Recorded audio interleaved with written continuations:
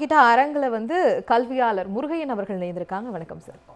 ஐயா, இப்போ பார்த்தீங்கன்னா இந்த திராவிட மாடலுடைய முதல் அரசாங்கம் அமைந்த உடனே பார்க்கும்போது தமிழ் புதல்வன், புதுமை பெண், அதை தாண்டி நம்ம ஊர் நம்ம பள்ளின்னு அரசு பள்ளிக்கு கொடுக்கக்கூடிய ஒரு மிகப்பெரிய ஒரு பார்வை அதை பக்கம் திரும்பினது, கல்லூரி கனவு திட்டம், அப்புறம் அதை தாண்டி புதிய கல்விக் கொள்கைக்கு எதிர்ப்பு, மும்மொழி கொள்கை கிடையாது இங்கே இருமொழி கொள்கை, இப்படி நிறைய விஷயங்கள் ஒரு புரட்சியாக எஸ்பெஷலி எஜுகேஷன் டிபார்ட்மெண்ட்ல கொண்டு வந்து ஒரு மாபெரும் புரட்சியை பார்த்திருக்கு தமிழ்நாடு. உங்களுடைய முதல் பார்வை? அது அழகாக அருமையாக நம்முடைய சகோதரர் முன்னாள் துணைவேந்தர் அவர்கள், கொள்கை விவரப்பு செயலாளர்கள் ரொம்ப அருமையாக பட்டியலிட்டு சொன்னார்கள்.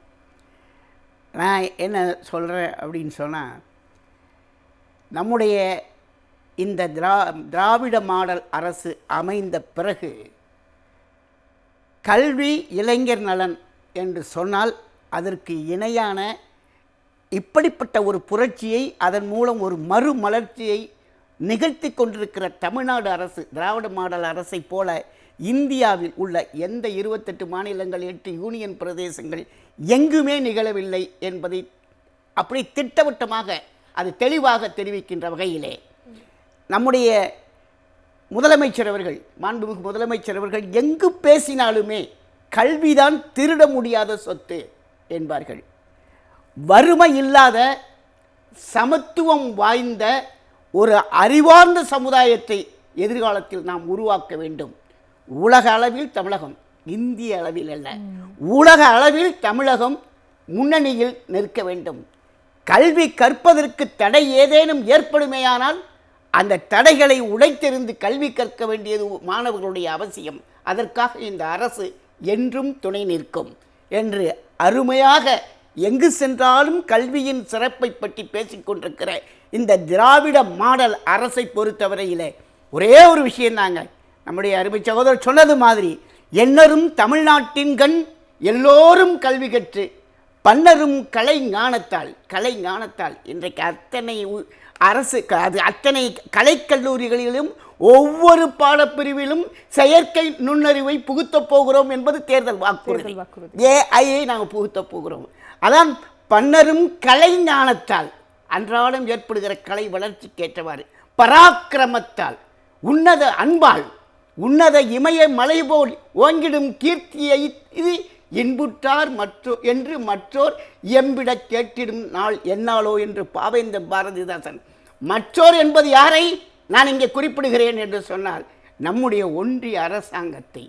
இந்த கல்வியிலே சிறந்த தமிழ்நாடாகிவிட்டது என்று இன்றைக்கு பேசுவது யார்? ஒன்றிய அரசு. ஒன்றிய அரசினுடைய பள்ளிக்கான தகவல் அமைப்பு அண்மையிலே ஒரு அறிக்கையை வெளியிட்டது.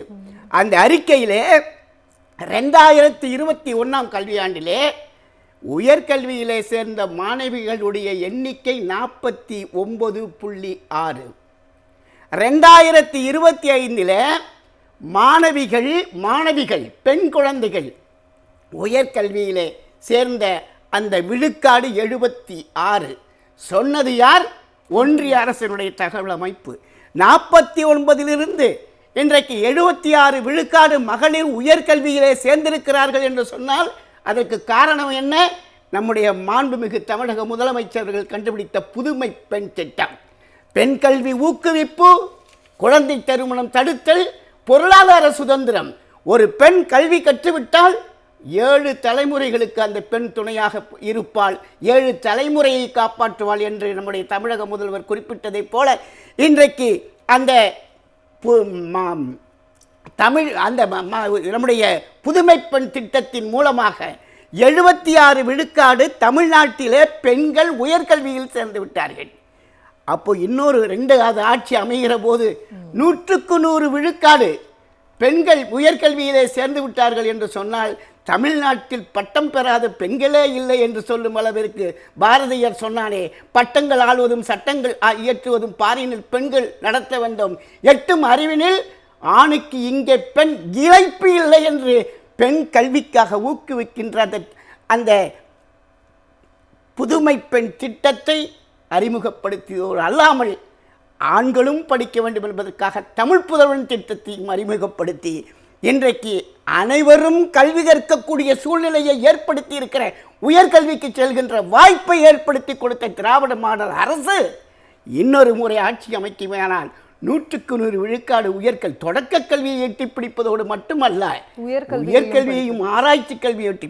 இன்னைக்கு டாக்டர் அம்பேத்கர் அயலக கல்வி உதவி திட்டத்தின் கீழே ஒரு ஒரு மாணவன், ஒரு ஆதி திராவிட பழங்குடி வகுப்பைச் சேர்ந்த ஒரு மாணவன் அயல்நாட்டு பல்கலைக்கழகங்களிலே உயர்கல்வியையோ அல்லது ஆராய்ச்சி கல்வியையோ கற்பிக்க வேண்டும் என்று ஆசைப்பட்டான் என்று சொன்னால் அவனுக்காக ஆண்டுக்கு 36 லட்சம் ரூபாய் அவனுக்கான விசா கட்டணம், விமான கட்டணம், அங்கே தங்கி படிக்கிற போது அவனுக்கான அத்துணை உதவிகளையும் செய்து இன்றைக்கு 9 மாணவர்கள் இருந்த இடத்துல 385 மாணவர்கள் அம்பேத்கர் அயலக கல்வி உதவி திட்டத்தின்களே மேல்நாடுகளில் கல்வி பயின்று கொண்டிருக்கிறார்கள் என்று சொன்னால் தமிழக மக்கள் உற்று கவனித்துக் கொண்டிருக்கிறார்கள். கல்வியிலே ஒரு புரட்சி. மீண்டும் திராவிட மாடல் அரசு அமையுமையானால் நம்முடைய குழந்தைகள் அத்துணை பேருக்கும் எந்த செலவும் இல்லாமல் அரசினுடைய செலவிலேயே உயர்கல்வி ஆராய்ச்சி கல்வி என்று படித்து நம்முடைய பரம்பரை, நம்முடைய சமுதாயம் வளரும் என்கிற அடிப்படை நம்பிக்கையில் தான் கல்வி என்று சொன்னாலுங்க. அதுக்கு உலகத்தரம் வாய்ந்த ஒரு கல்வி இங்கே இருக்கிறதுனா இங்கே தான். எதுக்கு சொல்கிறேன்னா, வானவில் திட்டம்னு ஒரு திட்டம். அந்த வானவில் திட்டத்தில் 8வது வரைக்கும் படிக்கக்கூடிய பிள்ளைகளுக்கான போட்டித் தேர்வுகளை நடத்தி அவர்களிலே சிறப்பானவர்களை தேர்ந்தெடுத்து இன்றைக்கு மலேசியா போனாங்க, சார்ஜா போனாங்க, ஜெர்மனி போனாங்க. எந்த உலக நாடுகளிலாவது சிறந்த தேர்ந்த மாணவர்களை அழைத்து கொண்டு அயல் நாடுகளுக்கு கல்வி சுற்றுலா செல்கிறோம் என்கிற எந்த ஒரு தேசத்தை சொல்ல முடியுமா? இந்தியாவை விட்டு விடுங்கள், உலகத்தில் எந்த நாட்டை சொல்ல முடியுமா? ஆனால் தமிழ்நாட்டிலே தான் நன்றாக படித்தால் எங்கும் அறிவியல் யாவும் கணிதம் திட்டம் என்கிற அடிப்படையில் வானவில் திட்டத்தை உருவாக்கி இன்னைக்கு அயலகத்துக்கு நம்முடைய குழந்தைகளை கல்வி சுற்றுலாவாக அழைத்து செல்கின்ற ஒரு மாபெரும் பெருமை எந்த ஆட்சியில் இருந்ததுங்க? எந்த உலகத்தில் இருக்குங்க? அது தமிழ்நாட்டில் தாங்க இருக்குது. அதுதாங்க திராவிட மாடல் அரசு. கல்வி என்றால், இளைஞர் நலம் என்றால், குழந்தைகள் என்றால், மாணவர்கள் என்றால் அங்கே நினைவுக்கு வருவது இன்றைக்கு உலகத்திலேயே இன்றைக்கு காலை உணவு திட்டம் கன்னடாவில் பேசுகிறாங்க, தெலுங்கானாவில் பேசுகிறாங்க. 38 வருஷம் தலைமை ஆசிரியராக இருந்திருக்கேன். ஒரு நாளும் நடத்துகிற அந்த கூட்டு வழிபாட்டு கூட்டத்தில் 10 பேர் மயங்கி விழுவாங்க. ஏண்டான்னா காலையில் சாப்பிடலாம்பாங்க. அவனுடைய தாய் யாருக்கோ வீட்டிலையோ போய் வேலை செஞ்சு அந்த வீட்டில் கொடுக்கிற தயிர் சாதத்தை கொண்டு வந்து கொடுக்கும் அளவிற்கு நேரம் இல்லாத காரணத்தினால் பசியோடும் பட்டினியோடும் காலையில் வருகிற குழந்தைகளுக்கு காலை உணவு திட்டம் என்று சொல்லி கிட்டத்தட்ட 20 லட்சம் குழந்தைகளுக்கு 600 கோடி ரூபாய் செலவு செய்து காலை உணவு பொங்கல், உப்புமா, கிச்சடி என்று கொடுத்து இன்றைக்கு அதை 35 லட்சமாக உயர்த்தப் போகிறோம் என்று வாக்குறுதிகளை சொல்லி அந்த காலை உணவு திட்டம் தமிழ்நாட்டுடைய ஒரு முன்னோடி திட்டம் என்று சொன்னால் அது மிகையாகாது. 36 வருஷம் நான் பார்த்துருக்கேங்க, கண்ணீர் விட்டுருக்கேன். எந்த முதல்வரும் எந்த தலைவரும் அதை செய்யலை. ஆனால் நம்முடைய திராவிட மாடல் அரசினுடைய தலைவர் தமிழக முதலமைச்சர் அவர்கள் அதற்கு ஒரு முடிவை கண்டுபிடி நீதி கட்சி காலத்தில் கூட மதிய உணவு கொடுத்தார்கள். ஆனால் காலை உணவு திட்டம் தந்த நம்முடைய திராவிட மாடல் அரசு அது இன்னும் 15 லட்சம் குழந்தைகளுக்கு விரிவுபடுத்த போகிறோம் என்று சொல்கிற அந்த காலை உணவு திட்டமும், அந்த தமிழ் புதல்வன் திட்டமும், அந்த புதுமை பெண் திட்டமும் இன்றைக்கு பெண் கல்வியை ஊக்குவித்து பெண்களுக்கான முன்னேற்றத்தை ஏற்படுத்தி பொருளாதார சுதந்திரங்க. ஒரு ஆம்பளை கையில் 100 ரூபா இருக்கிறத விட ஒரு பொம்பளை கையில் 100 ரூபா இருந்தால் அதனுடைய மதிப்பு என்ன என்பதை உணர்ந்திருப்பவர் தான் நம்முடைய தமிழக முதலமைச்சர். எதையும் தொலைநோக்கு பார்வையோடு சிந்திக்கக்கூடியவர்கள். கொரோனா வந்துருச்சு, நம்ம ஆட்சி அமைச்சோம், போய் கேட்டாங்க பள்ளிக்கூடம் திறக்க போகிறோன்னு மாண்புமிகு நம்முடைய கல்வி அமைச்சர் அவர்கள் அன்பில் மகேஷ் பொய்யாமொழி அவர்கள் போய் கேட்குறாங்க, பள்ளிக்கூடம் திறக்க போகிறோம். உடனே முதலமைச்சர் கேட்குறாருங்க, பள்ளிக்கூடம் திறக்க போகிறீங்க, ஆனால் அந்த கொரோனா காலத்தில் இழந்து நிற்கிறார்களே கல்வியை, அந்த கேப், அந்த இடைவெளியை என்ன போகிறீங்க? அதுக்கு ஒரு திட்டம் கொண்டாங்க, இல்லம் தேடி கல்வி திட்டம். இப்படி பள்ளி கல்வியிலிருந்து கல்லூரி கல்வி வரை, ஆராய்ச்சி கல்வி வரை எண்ணும் எழுத்தும் இந்த அரசினுடைய கண்ணும் கருத்துங்கிறாருங்க நம்முடைய முதல்வர். என்ன அடிப்படை எண்களையும் எழுத்துக்களையும் ஒரு குழந்தை கற்றுக்கொள்ள வேண்டும் என்பதுதான் இந்த அரசனுடைய கண்ணும் கருத்தும் என்று சொல்கிற அளவிற்கு இந்த கல்விக்கு முக்கியத்துவம் தரக்கூடியவராக. அதோடு மட்டுமல்ல, இன்றைக்கு பெரிய திட்டங்க முதல்வர் படைப்பகம் திட்டம். எத்தனை குழந்தைகளுக்கு கணனி வசதி இருக்குது, எத்தனை மாணவர்கள் உயர்கல்வியை முடித்த பிறகு அவர்களுக்கான ஒய்ஃபை இணைய வசதி இருக்கிறது, எத்தனை குழந்தைகளுக்கு எத்தனை மாணவர்களுக்கு அதற்கான வசதியோடு கூடிய வீடு இருக்கிறது. கவலையே படாதீங்க. கல்விக்கு ஒரு தடை ஏற்படுமே ஆனால் அது இந்த அரசு பார்த்துக்கொள்ளும் என்று இன்றைக்கு கொளத்தூரில் ஆரம்பித்து இன்றைக்கி ஒவ்வொரு சட்டமன்ற உறுப்பினரும் எங்கள் தொகுதியிலும் நீங்கள் முதல்வர் படைப்பகம் அமைக்க வேண்டும் என்று கேட்கிற அளவிற்கு இன்றைக்கு முதல்வர் படைப்பகத்தை அங்கே ஏற்படுத்தி கணனி வசதி செய்து கொடுத்து குளிரூட்டப்பட்ட வசதிகளோடு தனித்தனி கேபின் அறைகள். படித்து கொண்டிருக்கிற போது ஐயம் எடுகிறதா, அங்கேயே பெரிய நூலகம். அந்த நூலகத்தில் உங்களுக்கு தேவையான நூல் இல்லை என்று சொன்னால் உடனடியாக வாங்கி கொடுக்கக்கூடிய வசதி. அப்படிப்பட்ட ஒரு அருமையான, அதே மாதிரி வேலை செய்கிறவங்களுக்கு, வேலை செய்பவர்கள் வீட்டிலேயே இருந்து வேலை செய்ய வேண்டுமானால் அவர்கள் பகிர்ந்து வேலை செய்யக்கூடிய இடங்கள் முதல்வர் படைப்பகத்திலே. அது மாதிரி பெண்கள் வேலை செய்கிறார்களா, தொலைதூரத்தில் இருந்து வந்து மகளிர் விடுதிகள் என்று பார்த்து பார்த்து இளைஞர்களுக்கு கல்வி தருவதும் வேலைவாய்ப்பு தருவதும் தொடர்ந்து இந்த திராவிட மாடல் அரசு செய்து கொண்டிருக்கிற சாதனையை சொல்லி மாளாது, சொல்லிக்கொண்டே இருக்கலாம். இது 5 வருஷம்தான். இன்னும் 5 வருடம் ஆட்சி அமையும் போது இந்த கல்விக்கான, இந்த இளைஞர்கள் நலனுக்கான, இந்த பெண்கள் முன்னேற்றத்திற்கான, குழந்தைகளுடைய கல்வி ஊக்குவிப்புக்கான அத்துணை அந்த செயல் திட்டங்களினுடைய தேர்தல் வாக்குறுதியாக இருக்கிறது என்பதை எண்ணி பார்க்கிற போது மீண்டும் ஒரு முறை கல்வி என்று நினைக்கிற ஒவ்வொரு பெற்றோரும், ஒவ்வொரு சமுதாயமும், ஒவ்வொரு மக்களும் நம்முடைய மாண்புமிகு தமிழக முதலமைச்சர் திராவிட மாடல் அரசுடைய முதல்வர் ஐயா முத்துவேல் கருணாநிதி ஸ்டாலின் அவர்களைத்தான் நினைப்பார்கள் என்பது திண்ணம், நிச்சயம். அறிவார்ந்த விஷயங்களை ரொம்ப ஆழமா பேசிட்டு இருக்கோம். குறிப்பா திராவிட மாடல் அரசின் 2.4 லோடிங் அப்படின்னே சொல்லலாம். அதனுடைய தேர்தல் வாக்குறுதிகள், இதற்கு முன்னாடி நடந்த விஷயங்களை வச்சுதான் பேசிட்டு இருக்கோம். ஐயா, இப்போ என்னன்னா, இப்போ வந்து மாணவர்களுக்கு தேவையான கல்வி கொடுக்கப்படுது, இளைஞர்களுக்கு தேவையான வேலைவாய்ப்பு உருவாக்கப்படுது அப்படின்றது. அதற்கு மத்தியில ஒரு விஷயம் என்னன்னா, அவர்களை தொழில் முனைவோராக, தொழில் அதிபராக மாற்றக்கூடிய ஒரு ஆண்டர்பிரினியல் அந்த ரெவல்யூஷன் வந்து இப்போ நடந்துட்டு இருக்கு. அதற்கு முக்கிய காரணம் இந்த திராவிட மாடல் திட்டங்கள். இது உங்களுடைய பார்வையில்? நிச்சயமாக. அதாவது இதுக்கு முன்னால் மாணவர்கள் கல்வி மகிழ்ச்சியோடு கற்பதற்கும் பாதுகாப்பாக கற்பதற்கும் உகந்த சூழ்நிலையை ஏற்படுத்தி தருவதுதான் திராவிட மாடல் அரசுடைய இலக்கு. அந்த இலக்கை எய்தி இந்திய துணைக்கண்டத்திலேயே தமிழ்நாடு முன்னணி மாநிலமாக திகழும் என்கிற அந்த அடிப்படையில் தொடர்ந்து தொய்வின்றி இந்த அரசு நடவடிக்கைகள் எடுத்துக்கொண்டு வருகிறது என்று சொன்ன அதே திராவிட மாடல் அரசு தொடர்ந்து வருகிற போது ரொம்ப அழகாக இப்போ சொன்னீங்க நீங்கள். அதாவது இந்த $1 trillion அந்த இது வருகிற போது G20 ஒரு தேசத்துக்கு, ஒரு கண்ட்ரிக்கு கொடுக்குற அந்தஸ்து தமிழ் மாநிலத்துக்கே தமிழ்நாட்டுக்கே கொடுப்பாங்க. அது அடையிற போது தான் இல்லை மூக்கு மேலே வரலைக்க போகிறாங்க. தமிழ்நாடு அந்த G20 அந்த அந்தஸ்தை பெறுகிற போது, அப்போது அதற்கான நீங்கள் அழகாக கேட்டிங்கல்ல, இப்போ படிச்சிச்சு. இப்போது அவங்க கூட ரொம்ப சொல்லிக்கிட்டே இருக்காங்க, 7.5 விழுக்காடு நாங்கள் மெடிக்கல் கொடுத்தோம். அடுத்த திராவிட முன்னேற்ற கழக அரசு, திராவிட மாடல் அரசு வந்த உடனே தான் அந்த 7.5 விழுக்காடு அரசு பள்ளி மாணவர்களுக்கு அத்தனை தொழிற்கல்வி, not only medical, engineering, law college, agriculture college, அத்தனை தொழில் ப்ரொஃபஷனல் காலேஜ்லேயும் 7.5 விழுக்காடு கொடுத்து அழகு பார்த்தது நம்முடைய திராவிட மாடல் அரசு என்று சொன்னால் அது மிகையா. அதனால தாங்க எத்தனை பேருங்க IAS IPS பாஸ் பண்ணுவாங்க, 2 பேர் 3 பேர் முக்கிய முனையை பாஸ் பண்ணுவாங்க. நான் முதல்வன் திட்டத்தின் கீழே அந்த பயிற்சி கொடுத்து அந்த மாதம் 1500 ரூபா உதவித்தொகையும் கொடுத்து உயர்கல்வி கற்ற மாணவனுக்கு பயிற்சியும் கொடுத்து அந்த மாணவன் 60 பேரில் தேர்ச்சி பெற்றதில் 56 பேர் நம்முடைய நான் முதல்வன் திட்டத்தில் பயிற்சி பெற்றவங்கள்னு சொன்னால் இது எங்கே போய் நிற்கும்?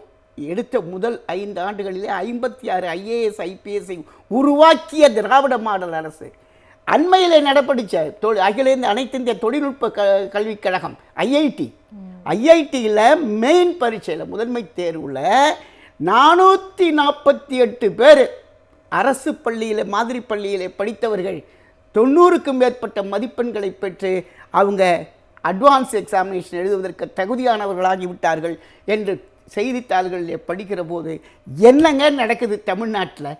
கல்வியில் இப்படி ஒரு புரட்சி நடக்குமா என்க. நீங்கள் சொன்னீங்கள ஒரு வேலை வாய்ப்பை உருவாக்க வேண்டும்னு. சென்னையிலையும் எங்கள் கோயம்புத்தூர்லேயும் ஒரு டைடல் பார்க் அல்ல, ஒவ்வொரு மாவட்டத்திலையும் ஒரு டைடல் பார்க் உருவாக்கப்பட்டு வேலை வாய்ப்புகள் 5 லட்சம் பேருக்கு வாய்ப்பு வழங்கப்படும் என்று சொல்லியிருப்பது நம்முடைய திராவிட மாடல் அரசுடைய வாக்குறுதி. ஐயா, நம்முடைய சபாபதி ஐயா அவர்கள் அழகாக சொன்னாங்க, படித்தாச்சுன்னா அடுத்தது வேலைக்கு போகணும்ல. படித்தாச்சு, எல்லாரும் 76% பெண்கள் மேலே போயிட்டாங்க, தமிழ் புதல்வன் மேலே போயிட்டாங்க, எல்லாரும் படித்து வந்துடுவாங்க. அயலக வேலைவாய்ப்பு திட்டத்தின் அம்பேத்கர் போய் படிச்சுட்டு வந்துடுவாங்க. யூனியன் பப்ளிக் சர்வீஸ் கமிஷன் பாருங்கள், மாதத்துக்கு பணம் கொடுத்து அவங்களுக்கான அத்தனை இன்டர்வியூ கொடுத்து அவங்களுக்கு நேர்முக கட்டணம் கொடுத்து அதே மாதிரி யூஜிக்கு போனால் 25,000 கொடுத்து இவ்வளவையும் கொடுத்து உங்களை உருவாக்கிய பிறகு அவர்களுக்கு வேலை வாய்ப்பு அளிக்க வேண்டும் என்பதற்காக மாவட்டத்துக்கு ஒரு டைடல் பார்க்கு உருவாக்கிட வேண்டியது. அதே மட்டும் இல்லை, கிட்டத்தட்ட உயர்கல்வி முடித்தா 50 லட்சம் பேருக்கு இளைஞர்களுக்கு வேலை வாய்ப்பை உருவாக்கக்கூடிய வாய்ப்பை ஏற்படுத்தி தரக்கூடிய வாய்ப்புகளை உருவாக்குதல். இப்படி பார்த்தீங்கன்னா நீங்கள் மொத்த பட்ஜெட் பாருங்களேன். யூனியன் கவர்மெண்ட் பட்ஜெட் என்ன, ஒன்றிய அரசுடைய பட்ஜெட் அண்மையில் பாருங்கள், எடுத்து பாருங்கள். கல்விக்காக எவ்வளோ கொடுத்துருக்காங்க? கிட்டத்தட்ட 28 மாநிலங்கள், 8 யூனியன் பிரதேசங்கள், 36க்கும் சேர்ந்து 46,767 கோடி ரூபா. நான் வகுத்து பார்த்தேன் போட்டு. ஒரு மாநிலத்துக்கு வந்து 2,102 கோடி ரூபா, 2,102 கோடி ரூபா ஒன்றிய அரசு. அத்தனை ஜிஎஸ்டி வாங்கிக்கிட்டு நம்முடைய வரியெல்லாம் உறிஞ்சி எடுத்துக்கொண்டு 2,152 ரூபா கடன் அந்த மத்திய ராஷ்டிரிய மத்திய அந்த சிக்ஷா பவன் அதுக்கு கீழே சாதாரண குழந்தைகள் படிக்கக்கூடிய அந்த படிப்புக்கு அந்த ஆசிரியர் சம்பளத்துக்கு கொடுக்கக்கூடிய 2,152 ரூபாயை நிறுத்தி வச்ச மத்திய அரசு செலவு செய்யக்கூடிய ரூபா ஒரு மாநிலத்துக்கு 2,182 கோடி ரூபா. ஆனால் தமிழ்நாடு 46,767 கோடி ரூபாயை பேராசிரியர் அன்பழகன் பள்ளி மேம்பாட்டு திட்டம் என்று சொல்லி ஒரு வகுப்பிலும் டிஜிட்டலைஸ் கிளாஸ் ரூம்ஸ், அதே மாதிரி ஒரு கல்லூரியிலையும் டிஜிட்டலைஸ், எல்லாம் நவீன தொழில்நுட்பத்திற்குரிய அந்த கல்வியை உருவாக்கி கொண்டிருக்கிற அந்த மாநிலமாக இன்றைக்கு தமிழ் மாநிலம் வந்து கொண்டிருக்கிறது. இன்றைக்கிங்க இதுவே கிடையாது, ட்ராப் அவுட் ஸ்டாக்னேஷனு கிடையாது, கழிவும் தேக்கமும் கிடையாது. ஒரு குழந்தை 12வது படிச்சுட்டு மேலே சேரலைன்னு சொன்னால் அந்த குழந்தைக்கு கலெக்டர் ஆஃபீஸ்லேருந்து ஃபோன் வருது. சிஸ்டம் செயல்படுதுங்க, திட்டம் செயல்படுகிறது, சிஸ்டத்தை உருவாக்கி வச்சுருக்காங்க. ஏன் உன் பிள்ளை போய் கல்லூரியில் சேரலை, என்ன குறை? அதுக்கு நாங்கள் அந்த அத்தனை பயிற்சியும் தரோம், உதவி பணம் தர்றோம், நீங்கள் போய் சேருங்கன்னு சொல்லிட்டு ஒரு குழந்தையை கூட படிக்காமல் இருக்கக்கூடாது என்பதற்காக அந்த வாய்ப்பை ஏற்படுத்தி தருகிற அந்த முயற்சியை பெற்றோர்களும் குடும்பமும் எடுக்கலை, அரசாங்கம் திராவிட மாடல் அரசு எடுத்துக்கொண்டிருக்கிறது என்று சொல்லுகிற போது அதை பார்த்தீங்கன்னா தொழிற்சாலையில் பெண்கள் எல்லாம் படிச்சுட்டாங்க, வேலைக்கு போயிட்டாங்க, தொழிற்சாலைக்கு வேலைக்கு போயிட்டாங்க, குழந்தைங்க என்னாகும்? ஆகவே இந்த தேர்தல் வாக்குறுதியிலே தொழிற்சாலைகளில் அதிகமாக பணிபுரியக்கூடிய பெண்கள் இருக்கிற போது அங்கே ஒரு குழந்தைகள் பாதுகாப்பகம் அமைக்கப்படும். எங்கெங்கே எப்படிங்க சிந்திச்சாங்க? இன்றைக்கி அதற்காக ஒரு குழு அமைத்து அந்த வாக்குறுதிகளை எல்லோரிடமும் கருத்து பெற்று உருவாக்கி தந்திருக்கிறார்கள் என்று சொன்னாலும் கூட அதை அந்த விரிவான நோக்கத்தோடு இந்த தொலைநோக்கு பார்வையோடு நம்முடைய மாண்புமிகு தமிழக முதலமைச்சர்கள் பார்த்து செஞ்சதுனால தானே இன்றைக்கு அப்படிப்பட்ட ஒரு வாய்ப்பை ஏற்படுத்தி தந்திருக்கிறார்கள். இப்படி உயர்கல்வியில் ஐஏஎஸ் ஐபிஎஸ்ஸாக இருந்தாலும் சரி, அதே மாதிரி யூபிஎஸ்ஸாக இருந்தாலும் சரி, அதே மாதிரி ஐஐடியாக இருந்தாலும் சரி, இன்றைக்கு அவர்களுக்கெல்லாம் ஒரு தொழில் தொடங்கக்கூடியவராக, ஒரு என்டர்பிரனராக அந்த வாய்ப்பு தரக்கூடிய வகையிலே பல்வேறு பயிற்சிகளை வழங்கக்கூடிய நான் முதல்வன் திட்டம், முதல்வர் படைப்பகம், அதே மாதிரி வாசிப்பை மேம்படுத்தும் திட்டம், இந்த திட்டங்களை எல்லாம் பார்த்திங்கன்னா நன்றாக படியுங்கள், படித்தாதான் உங்களுடைய அறிவை விசாலப்படுத்த முடியும், விரிவுபடுத்த முடியும். ஒரே ஒன்று சொன்னாருங்க, படிக்காமல் முன்னேறினவன்னு சொல்லி 10 பேரை காமிச்சான், நான் படித்து முன்னேறினவன் 1000 பேரை காமிப்பேன். இதெல்லாம் உங்களை ஏமாத்துறாங்க. நீங்கள் படிக்காத சமுதாயம் படிக்காமலேயே இருந்து விட வேண்டும் என்பதற்காக உங்களை ஏமாற்றுகிற ஏமாற்று வித்தைகள், ஏமாற்று சொற்கள் இவை. நீங்கள் அப்படிலாம் படிக்காமல் இருந்து விடாதீர்கள். நீங்கள் படியுங்கள். படிப்பதற்கான அந்த இலக்கையும் சூழ்நிலையும் ஏற்படுத்தி தரக்கூடிய அந்த வாய்ப்பை ஏற்படுத்தி கூடியதை எங்களுடைய திராவிட மாடல் அரசு பார்த்து கொள்ளும் என்று சொல்லக்கூடிய அளவிற்கு தமிழ் மாநில அரசு இளைஞர்களுக்காகவும் கல்விக்காகவும் பெண்கள் முன்னேற்றத்திற்காகவும் இன்றைக்கு பல்வேறு வகையிலே அது முயற்சித்து கொண்டு அதனுடைய ஃப்ரூட்ஃபுல், அதனுடைய பயனை நாம் அனுபவித்து கொண்டிருக்கிறோம்.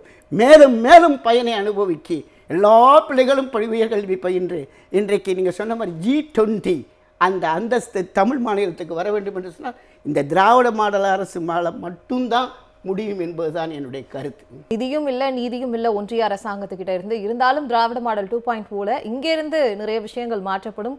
அது உலகிற்கான ஒரு எக்ஸாம்பிள் மாடலாக இருக்கும் அப்படின்றத நீங்கள் சொல்லியிருக்கீங்க. ஐயா, உங்களுடைய நிறைவு பார்வை திராவிட மாடல் திட்டங்களுடைய இந்த மாணவர் இளைஞர் நலன் பற்றி.